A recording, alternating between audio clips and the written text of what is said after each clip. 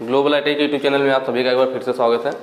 आज जो है हम लोग जो हमारा सेकेंड ईयर का वर्कशॉप कैलकुलेशन चल रहा था उसका पार्ट 3 सॉल्व करेंगे।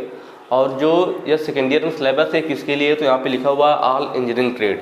सेकेंड ईयर में जितनी भी इंजीनियरिंग ट्रेड होती हैं उन सब में कॉमन है। हालांकि मैं बार बार ये चीज़ बताता हूँ कि सिलेबस अलग है, लेकिन निम्मी में जो क्वेश्चन आ रहे हैं वो चाहे आपके ट्रेड इलेक्ट्रीशियन हो, चाहे फिटर हो, टर्नर हो, मशीनिस्ट हो, एमएमवी मोटर व्हीकल जो होता है आपका मैकेनिक मोटर व्हीकल, और आरएसी वगैरह जो होती हैं, इलेक्ट्रॉनिक मैकेनिक होती हैं, जितनी भी ट्रेड हैं सब में आपका जो सेकेंड ईयर में वर्कशॉप कैलकुलेशन है, निम्मी जो अपना पैटर्न लेके चल रहा है एग्जाम में उसमें सबके क्वेश्चंस कॉमन आ रहे हैं। इसीलिए मैंने यहाँ पे लिखा हुआ ऑल इंजीनियरिंग ट्रेड, मतलब सभी ट्रेड में क्वेश्चन यही पूछे जाएंगे।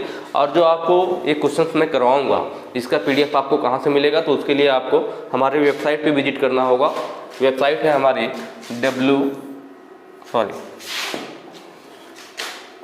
www.globaliti.org।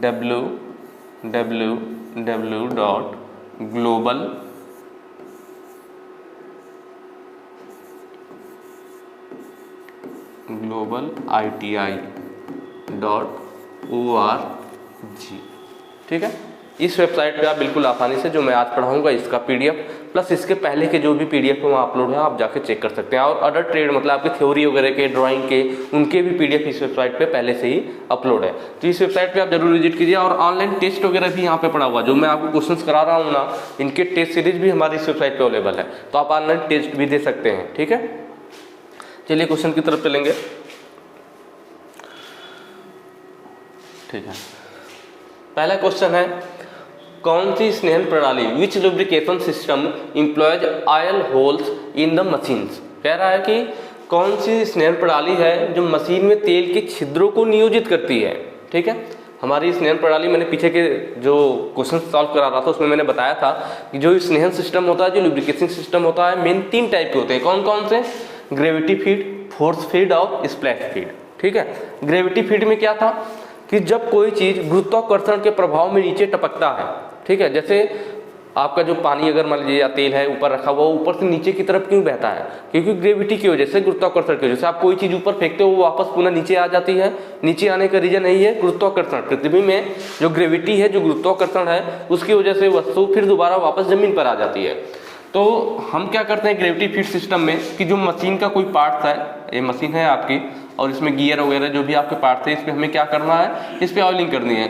तो हम इसके ऊपर क्या करते हैं, कोई बर्तन वगैरह में या कोई हम इस टाइप से बर्तन लेते हैं जिसमें ऑयल को स्टोर कर दिया जाता है, ऑयल को स्टोर कर दिया जाता है, और इसमें एक हम छोटा सा होल बना देते हैं महीन सा। ठीक है, उसमें से जो हमारा ऑयल होता है वो धीरे धीरे बूंद बूंद करके टपकता रहता है, और नीचे मशीन के जो गियर्स वगैरह या जो भी चीज़ें हैं उस पर आपका लुब्रिकेशन होता रहता है।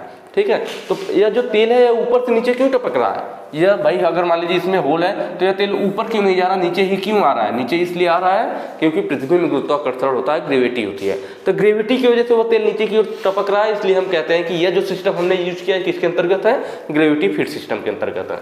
फोर्स फीड में क्या होता है कि हम किसी चीज़ को प्रेशर के द्वारा अगर हम लुब्रिकेशन का काम करते हैं, जैसे मैंने बताया भी था कि जो ऑयल कैन होता है, हमारा ऑयल कैन होता है, ठीक है, इस तरह से इसमें नोजल ऐसे पतला सा लंबा सा निकला हुआ होता है और इसमें पीछे दबाने के लिए होता है। हम इसको दबाते हैं और इसमें पाइप ही नीचे को गई होती है। ठीक है, इसको हम दबाते हैं ऊपर नीचे, तो ये क्या होता है, इसमें से जो है ऑयल को खींचता है और यहाँ से बाहर भेजता है। ठीक है, तो हमने इसमें क्या किया, इससे दबाया तो प्रेशर दिया, जब प्रेशर दिया तो यह इसको खींच करके बाहर को भेजा, तो यह किसके अंतर्गत आ जाता है? यह आ जाता है आपका फोर्स फीड सिस्टम के अंतर्गत। या फिर मैंने बताया भी था कि जो JCB वगैरह होती है उनमें आपने देखा होगा, JCB से काम करने के बाद फिर क्या होता है, उसमें लोग ग्रीस वगैरह देते हैं। तो ग्रीस देने के लिए गन टाइप का होता है, उसको दबाते हैं और उसमें से ग्रीस निकलती है, तो उसे ग्रीस गन बोलते हैं। तो उसमें भी हमने क्या किया, प्रेशर दिया, और प्रेशर दिया तो ग्रीस बाहर आई, तो वह भी ग्रीस गन जो होती है वो फोर्स फीड सिस्टम के अंतर्गत आ जाता है। स्प्लैश फीड में क्या होता है कि ये हो गया हमारा, इसमें ऑयल भरा रहेगा, एक कुंड टाइप का होता है, इसमें ऑयल भरा होता है,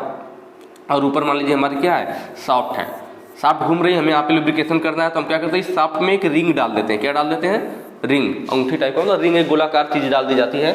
अब जब शाफ्ट घूमेगा तो उसके साथ ये रिंग भी घूमेगा। जब रिंग घूमेगा टकरा करके इससे, तो यह तेल में डूबा हुआ है, ऑयल में डूबा हुआ है, तो ऑयल क्या होगा, जब यह रिंग ऑयल से टकराएगा घूमते हुए तो ऑयल छिटक छिटक करके इस शाफ्ट के ऊपर जाएगा। तो इस तरह से क्या होगा कि छिटक करके, स्प्लैश का मतलब ही छिटकना होता है, कि तेल छिटक छिटक करके उस पर लुब्रिकेशन कर रहा है, तो इसको स्प्लैश फ्री सिस्टम कहते हैं। तो यहाँ पे पूछा था कि स्नेहन प्रणाली में मशीनों में तेल के छिद्रों को नियोजित करती है, कि हम स्नेहन प्रणाली कर रहे हैं कैसे, उसमें तेल, जो तेल है हमारा उसमें छिद्र कर दे रहा है और उससे टपक टपक करके गिर रहा है। इसके कहने का मतलब मशीनों में तेल के छिद्रों को, कि तेल को निकालने के लिए हमने क्या किया, एक ऑयल होल कर दिया है, उससे तेल टपक रहा है, तो किसके अंतर्गत आ रहा है, तो मैंने बताया था किसके अंतर्गत आता है, gravity feed system. Option A आपका सही हो जाएगा। ठीक है, नेक्स्ट क्वेश्चन पे चलेंगे। इसको आपको दिखा रखा है, एक पार्ट है और कह रहा है कि इस स्नेहन प्रणाली का नाम क्या है, कि ये कौन सी स्नेहन प्रणाली है। तो यहाँ देखिए ध्यान से, ये आपका क्या है, एक बर्तन टाइप ऐसे है आपका स्टोर किया हुआ, इसमें क्या ऑयल स्टोर किया गया है, ठीक है, और यहाँ बीच में होल है, लेकिन देख रहे हैं ऑयल यहीं तक भरा हुआ है, होल के संपर्क में डायरेक्ट नहीं आ रहा है, इधर ऑयल भरा हुआ है और इधर भी ऑयल भरा हुआ है। ठीक है, तो ऑयल को बाहर निकालने के लिए हमने क्या किया है, यह एक चीज डली हुई है इसके अंदर, और इसको कहते हैं बत्ती, एक तरह से आप कह सकते हो। ठीक है, आपने दिया वगैरह में अपना बत्ती जल कर डालते हैं और उसके बाद जलाते हैं ना, तो ये बत्ती किसकी हो सकती है, कपड़े की हो सकती है, रुई की हो सकती है। आप दिया जलाने के लिए जैसे बत्ती यूज करते हो, वैसे इसमें एक बत्ती डाल दिया गया ताकि ये तेल को यहाँ से सोखे, खींचे और नीचे को ले जाए। ठीक है, यह केशिकात्व पर काम करता है। यह किस पे काम करता है, केशिकात्व पर। केशिकात्व आपने पढ़ा होगा।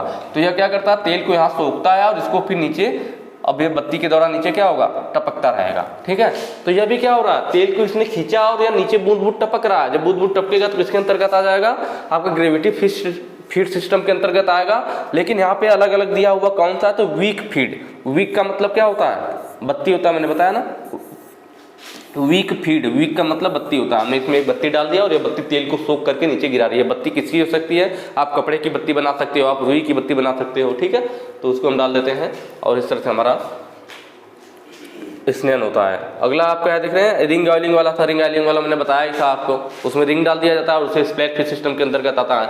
मैनुअल स्क्रू डाउन, इसमें स्क्रू टाइप का होता है। इसमें जैसे यहाँ पे बत्ती डली हुई थी ना, इसमें क्या होगा कि ऑयल भरा, ग्रीस भर देते हैं। ऑयल वो ग्रीस वाला आता है, ग्रीस कप होता है, और ऊपर क्या है, साइड साइड में पूरा थ्रेड कटा रहता है और इस पे ऊपर एक ढक्कन बंद होता है। इसमें क्या है, ग्रीस भरा हुआ है, इसमें पूरा ग्रीस भरा होता है। इस ढक्कन को हम जब इस थ्रेड पे टाइट करते हैं तो क्या करता है, ग्रीस को दबाता है और फिर ग्रीस यहाँ होल से बाहर आता है, तो प्रेशर वाले में आ जाता है, तो फोर्स फीड सिस्टम के अंतर्गत आ जाता है। ठीक है, नेक्स्ट क्वेश्चन पे चलेंगे। अगला क्वेश्चन है, मशीनों के पुर्जों में घर्षण को कम करने के लिए किसका प्रयोग किया जाता है। कह रहा है कोई मशीन है, उसके पार्ट्स आपस में क्या हो रहे हैं, फ्रिक्शन करेंगे। भाई कभी मैंने बताया था, कहीं भी अगर दो पार्ट्स आपस में संपर्क में आते हैं, कांटेक्ट में आते हैं, तो उनमें फ्रिक्शन काम करेगा, घर्षण काम करेगा। अकेले कभी नहीं। एक पार्ट है तो भाई वो किससे फ्रिक्शन करेगा, कोई सवाल ही नहीं है। जब तक दो पार्ट नहीं आएंगे तब तक आपस में घिसने का कोई सवाल ही नहीं। मैंने बताया था, फ्रिक्शन का मतलब घर्षण और घर्षण का मतलब आप घिसना समझ सकते हैं। ठीक है, तो अकेले कोई चीज नहीं घिसेगी, नहीं, जब दो चीजें संपर्क में आएगी तभी घिसेगी। तो वही कह रहा है कि मशीन के पुर्जों में घर्षण को कम करने के लिए, अगर मशीन के पार्ट्स आपस में मिलकर के चल रहे हैं तो दो पार्ट्स जब टकराएंगे तो उनमें फ्रिक्शन होगा, तो हम उस फ्रिक्शन को कम करने के लिए क्या कर सकते हैं। क्योंकि भाई फ्रिक्शन होगा तो फ्रिक्शन होने से क्या होगा, एक तो आपका आउटपुट कम हो जाएगा, मतलब जो आपने पावर दिया तो वह पावर आप जितना दोगे उससे कम मिलेगी, क्योंकि वो फ्रिक्शन में व्यर्थ चला जाएगा। फ्रिक्शन का कोई फायदा है तो नहीं। और दूसरा, जब फ्रिक्शन होगा तो आपके मशीन के पार्ट जल्दी घिस जाएंगे और आपको बदलना पड़ेगा, तो आपका इधर भी नुकसान है भाई, पैसे भी आपका नुकसान होगा, और दूसरा आपको पावर भी कम मिल रही है। तो इसके लिए हम क्या करते हैं, उसमें मोबिल ऑयल या फिर लुब्रिकेंट जिसे कहते हैं, ऑप्शन नंबर डी है, दिख रहा है ना। इसने भाई पानी तो यूज करोगे नहीं फ्रिक्शन को कम करने के लिए, उससे तो मशीन वगैरह में जंग पकड़ लेगा। अगर आप पानी डालते हो तो मशीन के पार्ट क्या होंगे, आपस में जो उनमें जंग पकड़ लेगा। पेट्रोल वगैरह तो भाई ये तो चलाने के लिए यूज किया जाता है ना, किसी ईंधन के रूप में है। मिट्टी का तेल है, वो पार्ट को साफ करने के लिए यूज किया जाता है।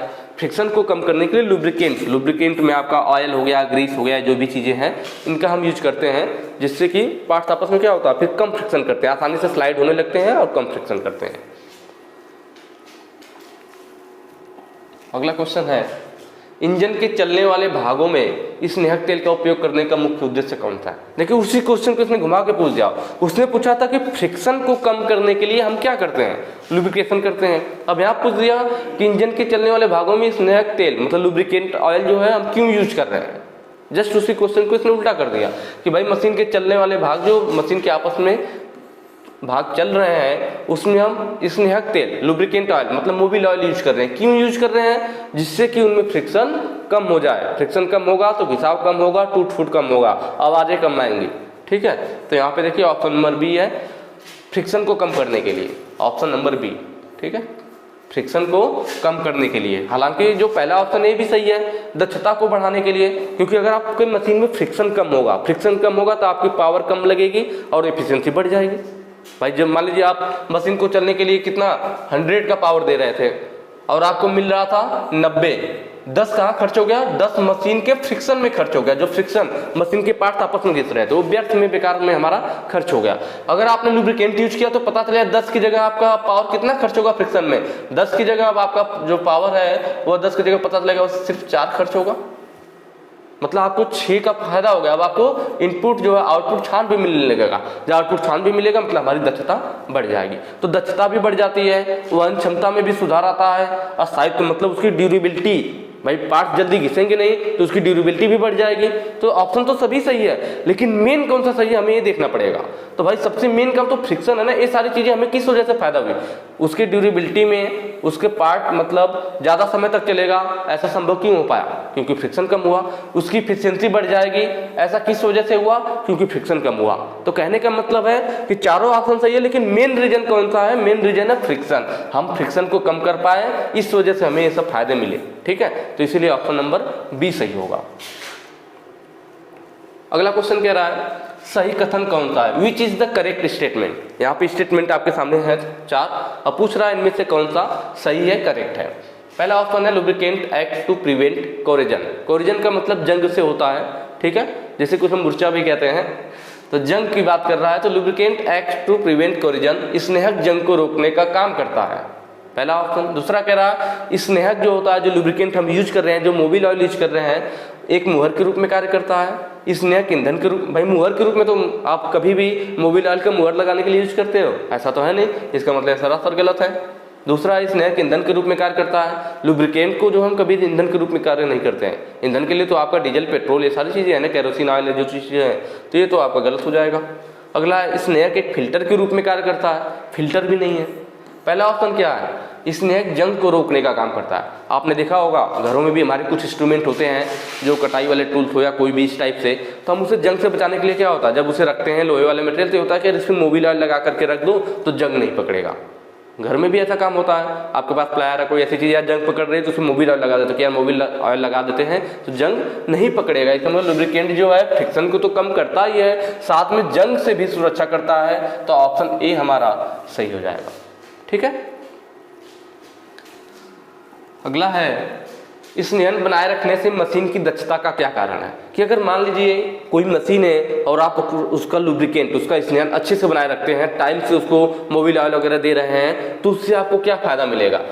मतलब दक्षता पर क्या प्रभाव पड़ेगा? दक्षता का मतलब इफिशियंसी होता है। क्या होता है? इफिशियंसी।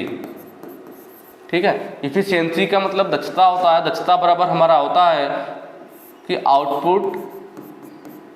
आउटपुट बटे इनपुट। ठीक है, तो वही चीज मैंने आपको बताई थी। इनपुट मतलब मैंने इसे कितना ऊर्जा दिया। अगर मान लीजिए मैं इसे 100 की ऊर्जा दे रहा हूं और मुझे 100 मिल जा रहा है, तो इसका मतलब उस मशीन का क्या होगा? 100 से कट जाएगा 1, मतलब 100%। मतलब उस मशीन की दक्षता 100% है। अगर मैं उसे 100 आउटपुट दूं और 100 आउटपुट की एनर्जी मुझे मिल भी जाए, तो इसका मतलब उस मशीन की दक्षता क्या 100% है। पर ऐसी कोई भी मशीन नहीं है जिसकी इफिशियंसी 100% हो, दक्षता 100% हो। क्यों नहीं है? क्योंकि जो भी मशीन होगी उनके पार्ट्स में आप कितना भी लुब्रिकेशन कर ले, फ्रिक्शन को कम किया जा सकता है लेकिन खत्म नहीं किया जा सकता। अगर कहीं भी दो पार्ट आपस में संपर्क में है, हाँ, तो अगर ज्यादा खुरदुरा है तो ज्यादा फ्रिक्शन होगा, कम खुरदुरा है तो कम फ्रिक्शन होगा, लेकिन खत्म नहीं हो सकता। ठीक है, फ्रिक्शन को हम कम कर सकते हैं। अगर दो पार्ट संपर्क में है तो फ्रिक्शन को कम किया जा सकता है लेकिन खत्म नहीं किया जा सकता। तो कम कैसे करते हैं? तो कम करते हैं हम लुब्रिकेंट की मदद से, स्नेहक की मदद से। तो हम जब पार्ट में लुब्रिकेंट लगाएंगे, तो मान लीजिए पहले हम इनपुट 100 दे रहे थे और हमें मिल कितना रहा था? 90 मिल रहा था। 10 कहाँ चला जा रहा था? 10 जो है 10 एनर्जी हमारी चली जा रही थी फ्रिक्शन में।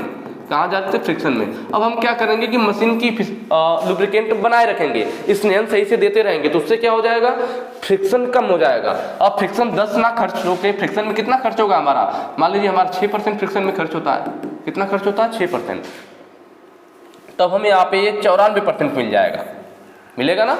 पहले 100 था, 90 मिल रहा था, जब हमने लुब्रिकेंट यूज किया तो फ्रिक्शन का परसेंटेज कम हो गया, 10 से अब हमारा फ्रिक्शन में सिर्फ 6% खर्च हो रहा, तो 4% और बढ़ जाएगा। तो हम देख रहे हैं आउटपुट बढ़ा, तो आउटपुट बढ़ेगा तो एफिशिएंसी भी बढ़ेगी। इसका मतलब स्नेहन बनाने से क्या फायदा हो रहा है कि जो हमारी मशीन है उसकी एफिशिएंसी इंक्रीज हो रही है, बढ़ रही है। अगला क्वेश्चन है, स्नेहक के लिए प्रयुक्त उपकरण का नाम क्या है। यह एक हमें उपकरण दिखा रखा है और पूछ रहा है कि यह उपकरण जो यूज हो रहा है स्नेहन करने के लिए, लुब्रिकेंट के लिए, इसका नाम क्या है। ठीक है, तो हम देख सकते हैं पहला ऑप्शन है ऑयल कैन, दूसरा है automatic hydraulic type pressure gun, तीसरा है टी हैंडल प्रेशर गन और चौथा है प्रेशर ग्रीस गन। आप इसे देख करके बिल्कुल आसानी से पहचान जाएंगे। ठीक है, रटना नहीं है, ध्यान से देखिए दिख कैसा रहा है। यह ऐसे लिटाया हुआ ना, इसको अगर हम खड़ा कर देते हैं, लिटाया हुआ देख लीजिए कि यह एक चीज दिख रही है हमें सीधी सी एक तरह से, और दूसरी यह चीज दिख रही है, दिख रही है ना। यह कैसा बन गया, अगर मैं इसको सीधा करना चाहूं तो ऐसे बन गया ना।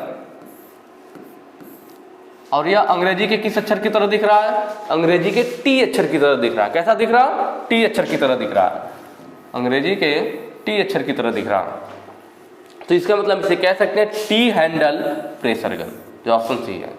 ऐसे याद रखना कि यह भाई ऐसे है और लाइन ऐसे के कैसे है, टी की तरह दिख रहा है, तो यह टी हैंडल प्रेशर गन है। यह हमारा फोर्स फीड सिस्टम के अंतर्गत आता है। यह देख रहे होंगे आप, इसमें यह क्या है, थ्रेड कटा हुआ है, जो कटा हुआ ना, यह क्या कटा हुआ है, यहाँ पे थ्रेड कटा हुआ है। ठीक है, और यह टी हैंडल, हम हैंडल को घुमाते हैं, इस थ्रेड में घूमता है और उसके साथ आगे यहाँ पे यह चीज जुड़ा हुआ है जो कि बॉडी के साथ बिल्कुल संपर्क कर रहा है। तो इसमें जो भी हमारा ग्रीस वगैरह होगा, तो जब हम इसको टाइट करेंगे तो प्रेशर के साथ दबाएगा और वो यहाँ से बाहर निकलेगा। इस हैंडल को घुमाते हैं या थ्रेड चलती है और यहाँ से प्रेशर दबाता है और यहाँ पे जो भी ग्रीस वगैरह होगी वह बाहर निकलता है। आई बात समझ में। तो ये चीज हमारी है टी हैंडल जैसा था, तो T handle pressure gun, option C हमारा सही हो जाएगा। अगला है, इस नियम के किस सिद्धांत को नियोजित किया जा सकता है। ठीक है, यह जो फिगर दिखाया गया किस सिद्धांत पे है, तो आप देख रहे हैं ये थ्रेड कटा हुआ। ठीक है, इसको हम क्या करते हैं, मशीन की बॉडी के पार्ट पर कस देते हैं। कहाँ कसते हैं अभी मैं बताऊंगा आप। ये ऊपर ऐसे आकार बना हुआ है और इसमें क्या रहता है, ये ऊपर से हम ऐसे खोलते हैं और इसमें हम भर देते हैं क्या, लुब्रिकेंट, मोबिल ऑयल वगैरह जो भी चीज़ें हमें लुब्रिकेंट करनी है वो इसके अंदर भर दिया जाता है, फिर ढक्कन बंद कर दिया जाता है। इसके बीच में ऊपर थ्रेड कटा हुआ और बीच में होल होता है। बीच में क्या होता है, छिद्र होता है, होल होता है। पहला क्वेश्चन यही था कि मशीन में तेल के छिद्र के लिए जो नियोजित किया जाता है कौन सा था, तो हमने बताया था वह ग्रेविटी फीड सिस्टम का था। तो वही चीज़ें है कि मान लीजिए कोई मशीन होगा, जैसे लेथ मशीन ही हो गया कोई, अब इसमें क्या होता है, इस तरह से पार्ट होते हैं, जो हेड स्टॉक कुछ इस टाइप से बना होता है। ठीक है, इस टाइप से है। मान लीजिए अंदर क्या होगा, अंदर हमारे ढेर सारे गियर वगैरह जो पार्ट होंगे सब चीज़ें होंगी। यहाँ ऊपर हो, वहाँ पे थ्रेड कटा हुआ होल होगा। अब इसको क्या करेंगे, अब इस चीज़ को इस थ्रेड कटे होल में टाइट कर देंगे, क्योंकि इस पर भी थ्रेड कटा हुआ है और बीच में होल होता है। बीच में क्या होता है, होल होता है। अब इसको यहाँ टाइट कर देंगे, महीन होल होगा। अब इसमें क्या लुब्रिकेंट भर देंगे। अब ये लुब्रिकेंट क्या होगा, इस छिद्र में से या अंदर टपकता रहेगा और इसके अंदर जो गियर वगैरह है उनकी लुब्रिकेशन करता रहेगा। तो तेल टपक टपक करके इसमें से गिरेगा, जब टपक करके नीचे आएगा तो हम जानते हैं कि वह ग्रेविटी की वजह से ऐसा होता है, गुरुत्वाकर्षण की वजह से ऐसा होता है। तो ग्रेविटी फीड सिस्टम के अंतर्गत आ जाएगा। तो ऑप्शन नंबर 3 यहाँ देख रहे हैं आप, ग्रेविटी फीड सिस्टम। ठीक है, नेक्स्ट क्वेश्चन है, शीतलक किस प्रकार स्नेहक के रूप में कार्य करता है। कूलेंट जो यूज किया जाता है, शीतलक, कूलेंट मतलब ठंडा करना, शीतलक का मतलब क्या हो गया, ठंडा करना हो गया। तो शीतलक किस लिए यूज किया जाता है, नाम से पता चला, शीतल, शीतल मतलब ठंडा, या फिर इंग्लिश देख लीजिए वहां पे कूलेंट लिखा हुआ है। कूलेंट किस हिसाब से काम करता है, कह रहा है धूल ले जाने के लिए, उष्मा दूर ले जाने के लिए, नमी दूर ले जाने के लिए, सूखापन दूर करने के लिए। नॉर्मल अगर देखें आप, शीतलक का मतलब कूलेंट हो गया। कूलेंट मतलब कोई लिक्विड आप यूज करोगे ठंडा करने के लिए। अब कोई लिक्विड अगर आप कहीं पे गिराओगे तो क्या वो सूखापन को दूर करेगा, पॉसिबल ही नहीं। कोई लिक्विड कहीं गिरेगा तो आप गीला कर देगा ना, तो ये ऑप्शन सही हो ही नहीं सकता। इसके ऊपर कह रहा है नमी दूर ले जाने के लिए। भाई आप कूलेंट को कहीं पे गिरा रहे हो तो नमी को और बढ़ाएगा ना कि नमी को दूर करेगा, तो ऑप्शन सी भी नहीं सही हो सकता है। ठीक है, धूल ले जाने की तो बात ही नहीं है। अब हम जानते हैं कि शीतलक क्या करता है, शीतलक मतलब शीतल करना, ठंडा करना, कूलेंट, ठीक है। वो ठंडा कर रहा है। ठंडा कब होगा? जब कोई उष्मा को दूर लेकर चला जाए। कहीं से आप, कहीं पे उष्मा है, हीट है, अगर आप उसे वहाँ से दूर लेकर चले जाते हैं तो वहाँ पे क्या होगा? वो चीज़ ठंडा हो जाएगी वो जगह। कहीं पे अगर हीट जल रही है, उष्मा है आपका, ठीक है, आप वहाँ से उस चीज़ को दूर लेके चले जाते हो तो वहाँ पे क्या होगा? हीट खत्म हो जाएगी। तो वही काम करता है कूलेंट, शीतलक। वह क्या करता है? उष्मा को दूर ले जाता है। जहाँ पे हमारा हीट जनरेट हो रहा होता है वहाँ पे हम कूलेंट गिराते हैं, कूलेंट गिरता है, हीट को अपने साथ बहा करके दूर लेके चला जाता है और वहाँ पे जो हमारे टूल वगैरह होते हैं वह ठंडा रहते हैं, ठंडा बने रहते हैं और आपका टूल की लाइफ बढ़ जाती है, ठीक है। तो ऑप्शन नंबर बी हमारा सही हो जाएगा कि to carry away the heat, मतलब हीट को दूर ले जाने के लिए कूलेंट का यूज किया जाता है। अगला क्वेश्चन है, यदि घर्षण गुणांक, इसके लिए आपको फार्मूला याद होना चाहिए। हमने फार्मूला पहले बताया भी है और मैंने बार बार ये चीज़ बताया था कि जब भी आप वीडियोज को देखो उसके साथ आप अपना नोट्स रखिए, ठीक है। और जो भी क्वेश्चन इस टाइप के आते हैं फार्मूले वाले, उस नोट्स पे आप क्या करोगे? उस फार्मूले को लिखते जाओगे। इससे क्या होगा कि जब लास्ट तक आप वीडियो देखोगे ना, तब तक आपके जो इंपॉर्टेंट फार्मूला है जो कि आपके एग्जाम में आता है वो आपका एक कॉपी पे तैयार हो जाएगा और आप एग्जाम वाले दिन सिर्फ उसको पढ़ करके चले जाओगे और आप अच्छा पेपर करके आओगे। तो यहाँ पे देखिए मैं दे रखा है घर्षण गुणांक। हम लोग जानते हैं कि घर्षण गुणांक को म्यू से डिनोट किया जाता है। घर्षण गुणांक कितना दे रखा है? 0.4 दे रखा है, ठीक है, कोई बात नहीं। अगला क्वेश्चन है 1000 अगला पॉइंट है 1000 केजी द्रव्यमान के, 1000 केजी द्रव्यमान के पिंड को स्थानांतरित करने के लिए द्रव्यमान दे रखा है। द्रव्यमान का मतलब क्या होता है? एक तरह से m होता है, या फिर कह लीजिए हम लोग फ्रिक्शन में W पढ़ते हैं ना, किसी भी वस्तु का भार दिया रहता है तो W है, कितना द्रव्यमान दे रखा है? 1000 केजी, 1000 केजी, ये भी ठीक है। अब आगे क्या है? पिंड को स्थानांतरित करने के लिए आवश्यक बल क्या है? छोटा फिगर बना लेते हैं ना। ये कहना क्या चाह रहा है? ये कह रहा है कि मान लीजिए कोई वस्तु है, ऐसे हमारी सरफेस पे रखी हुई है, हो गई हमारी क्या? वस्तु हो गई। वस्तु का द्रव्यमान, वस्तु का वजन कितना है? कह रहा है 1000 केजी है। वस्तु का वजन मतलब W दे रखा है, कितना दे रखा है? 1000 केजी दे रखा है, ठीक है। और कह रहा था कि इसका घर्षण गुणांक जो 0.4 था। और हम लोग जानते हैं कि जितना W होता है, W की जस्ट विपरीत दिशा में क्या होता है? R होता है। और हमें पता है स्थिर अवस्था में R जो बराबर होता है W के। अगर W का मान 1000 केजी है, इसका मतलब R की भी वैल्यू कितना होगा? 1000 केजी होगा। दूसरी चीज पूछा क्या था कि पिंड को स्थानांतरित करने के लिए, मतलब स्थानांतरित करना मतलब एक स्थान से दूसरे स्थान पर ले जाना। मतलब पिंड को अगर मैं स्थानांतरित करना चाह रहा हूँ, आगे ले जाना चाह रहा हूँ, तो हमें कितना बल चाहिए? तो आपको मालूम है हम पिंड को P बल से खींचते हैं। कौन से बल से खींचते हैं? P बल से खींचते हैं। P बल से खींचेंगे तो कितना बल लगाए कि पिंड यहाँ से स्थानांतरित हो जाए, ये पूछ रहा है, ठीक है। और हमें मालूम है जो P बल से खींचा जाता है तो उसी की जस्ट विपरीत दिशा में फ्रिक्शन उत्पन्न होता है जो कि उसके बराबर होता है, P = F कह लीजिए, ठीक है, यह भी उसके बराबर है। तो अब हम फार्मूला लिखते हैं, F = μr। मैंने आपको बताया R बराबर होता है W के, इसका मतलब मैं R की जगह W लिख सकता हूं। और F बराबर होता है P के, क्योंकि आपको मालूम है F क्या है? फ्रिक्शन फोर्स है। और P क्या है? P हमारा बल होता है और यह घर्षण होता है, यह घर्षण बल है।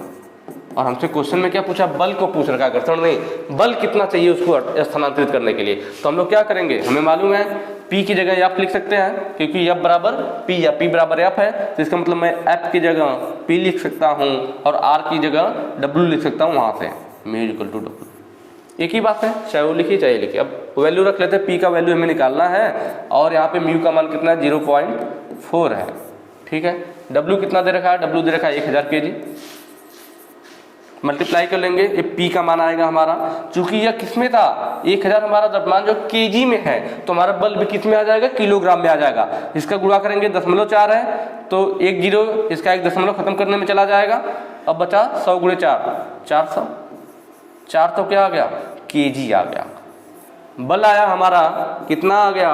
400 केजी। जबकि आंसर हमारा किस में दिया है? न्यूटन में दिया है। न्यूटन में कैसे बदलेंगे? तो देखिए यहाँ पे दिया है, मान ले 1 केजी बराबर 10 न्यूटन दे रखा है ना।